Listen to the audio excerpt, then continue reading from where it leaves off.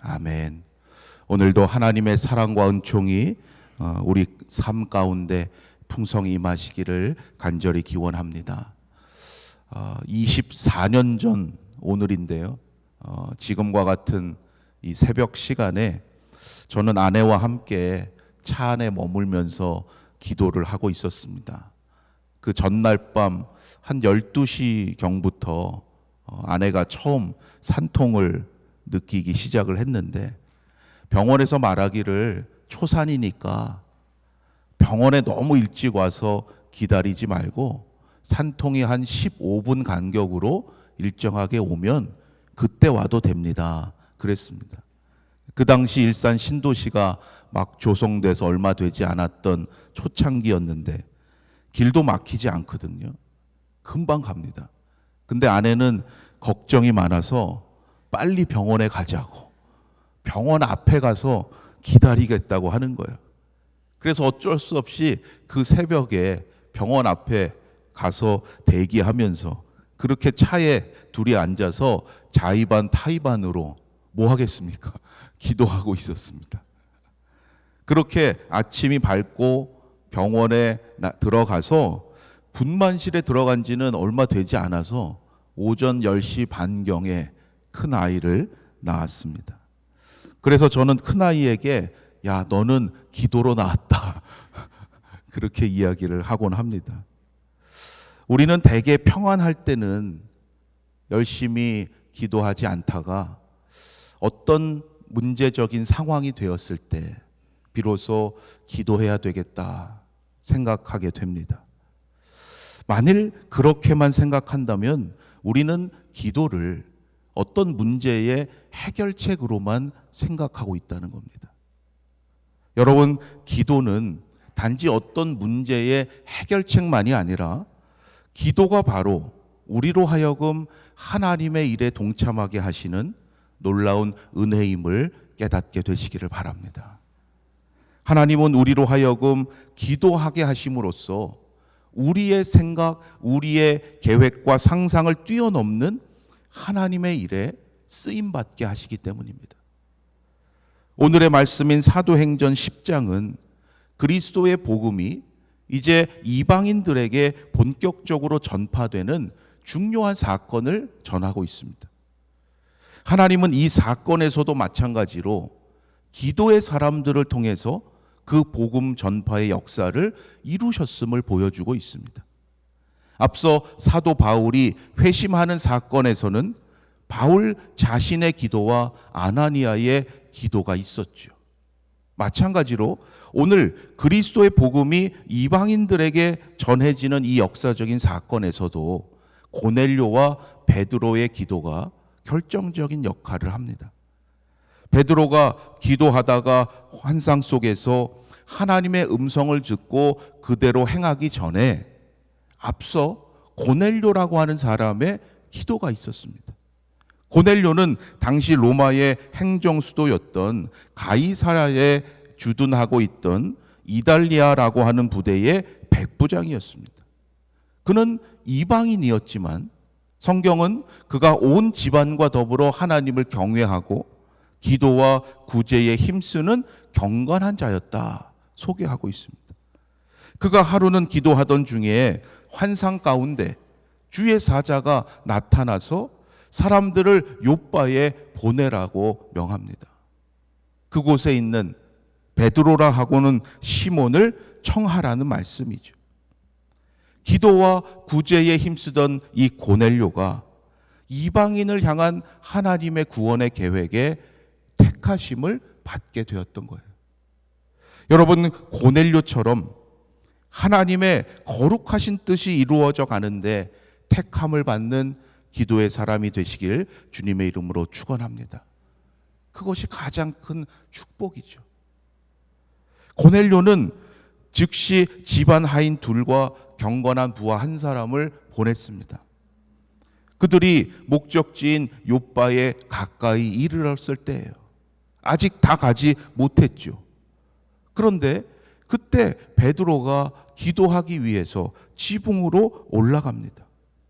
아직 그들이 온다는 것을 전혀 모르고 있는 상황이에요.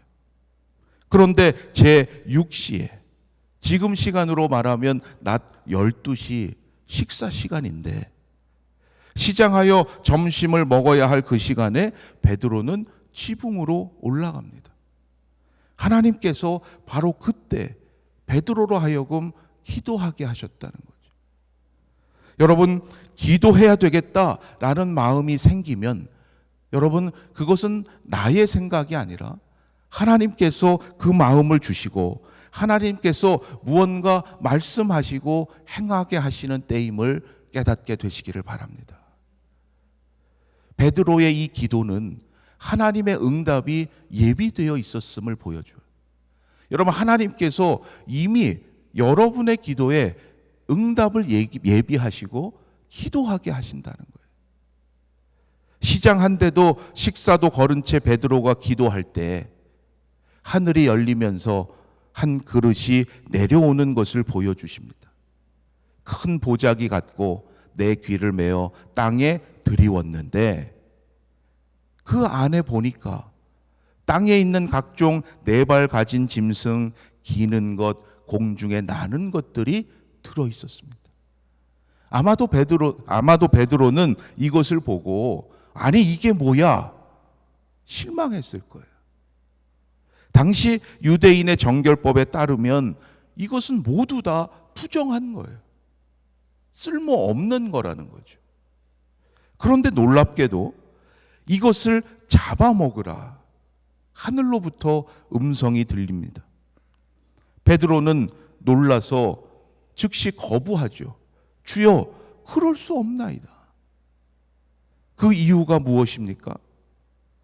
정결법 때문에. 당연히 자기가 지금까지 먹지 않았던 것이라는 거예요. 속되고 깨끗하지 아니한 것을 내가 결코 먹지 아니하였나이다. 여러분, 베드로의 이 모습을 통해서 우리의 모습을 한번 돌아봐야 할 줄로 믿습니다. 오늘 나를 향하신 하나님의 뜻보다 그동안 살아왔던 나의 방식에 머물고 그것을 더 중요하게 여기고 있지 않은가. 그동안 내가 중요시 여겨왔던 그 방식의 기준이 무엇인지 여러분 다시금 돌아보실 수 있기를 바랍니다. 기도의 사람에게는, 믿음의 성도에게는 오직 하나님의 말씀, 하나님의 음성이 기준이 되어야 된다는 거예요. 베드로의 기도는 하나님의 말씀 외에 다른 어떤 것도 다 내려놓게 하시는 하나님의 행하심을 보여주시는 것이었어요. 우리의 생각을 내려놓고 하나님의 뜻에 따른다는 것, 여러분 쉽지 않죠. 그래서 기도하게 하시는 거예요. 때로 이해할 수 없는 하나님의 일에 믿음으로 순종한다는 것, 얼마나 어려운 일인지 성경 속에 등장하는 인물들이 보여주지 않습니까? 그러나 믿음으로 기도하며 하나님의 일에 순종할 때 하나님은 반드시 그의 인생을 책임져 주시고 그를 통해서 놀라운 구원의 역사를 이루어 가신다는 거예요. 마지막 16절 말씀에 보면 이런 일이 3번이나 있은 후에야 그 그릇이 하늘로 올려져 갔다 말하고 있어요. 이 사건 이후에 베드로가 이제 고넬료가 보낸 사람들을 만나고 그들을 따라가는 일이 일어나게 되는데 그 모든 과정이 결코 베드로의 생각이나 베드로의 마음대로 쉽게 된 것이 아니라는 겁니다. 여러분, 한두 번에 내가 온전히 순종하지 못했다고 해서 여러분 너무 낙심하거나 포기하지 마십시오. 쉬운 일이 아니기 때문이에요. 지금 당장 내가 믿음으로 결단하지 못한다고 해서 너무 자책하거나 절망하지 마십시오. 날마다 하나님의 도우심을 구하시기를 바랍니다. 날마다 성령님의 인도하심에 순종하고자 기도하시기 바라요. 그 부르심과 기도해야 되겠다고 하는 깨달음이 진정 하나님의 뜻이라면 포기하지 않게 하시고 하나님께서 반드시 여러분을 부르시고 쓰임받게 하실 줄로 믿습니다. 하나님은 반드시 그 구원의 계획을 이루어 가시는 분이기 때문이에요. 오늘도 어리석고 연약한 우리를 이 말씀과 기도의 자리로 부르셔서 하늘의 지혜와 성령의 권능을 주시고 계십니다. 하나님 감사합니다. 우리를 통해 이루고자 하시는 하나님의 그 크고 놀라운 일을 오늘도 기대하시면서 그 부르심에 순종하고자 하나님 앞에 엎드려 기도하는 여러분에게 하나님의 놀라운 능력의 역사가 있게 되기를 주님의 이름으로 축원합니다. 기도드리겠습니다. 하나님, 우리 인생에 오직 하나님의 말씀이 기준 되기를 원합니다. 이미 하나님의 응답을 예비하시고 고넬료와 베드로로 하여금 기도하게 하신 것처럼 우리를 위한 가장 놀라운 응답을 예비하시고 저희들을 이 기도의 자리로 부르신 줄로 믿습니다. 그 믿음으로 하나님 앞에 간구할 때 놀라운 하나님의 일을 보게 하시고 그 일에 귀히 쓰임받는 저희들 모두 되게 하여 주시옵소서. 우리의 생각을 내려놓고 하나님의 뜻에 따르기 위하여 오늘도 하나님 앞에 기도하며 나아가게 하셨사오니 때로 이해할 수 없는 상황 속에서도 선하심과 인자하심이 영원하신 하나님을 신뢰하게 하시고 끝까지 믿음으로 순종할 때 놀라운 형통함의 복을 누리는 저희들 되게 하여 주시옵소서. 오늘도 기도의 사람 통하여 놀라운 구원의 역사를 행하실 하나님이심을 믿습니다. 그 믿음으로 끝까지 낙심하지 않게 하시고 포기하지 않게 하시고 하나님의 놀라운 행하심을 증거하는 우리 아연의 성도들 되게 하여 주시옵소서. 오늘도 그 누군가를 위하여 이름을 부르며 중보 기도하게 하셨사오니 하나님, 그를 향한 하나님의 사랑이 전하여지게 하시고 그의 삶 가운데 하나님의 손길을 깨닫게 하시고 그의 마음에 하나님의 말씀이 생각나는 믿음의 역사가 있게 하여 주시옵소서. 육신의 연약함 가운데 있는 성도들 하나님 긍휼히 여겨주시고 치유하심의 은총 베풀어 주셔서 하나님의 놀라우신 일에 귀히 쓰임받는 인생 되도록 역사하여 주시옵소서. 오늘 하루도 저희들을 통하여 하나님의 나라가 이 땅에 이루어지기를 간절히 소원하며 우리 주 예수 그리스도의 이름으로 기도드립니다. 아멘.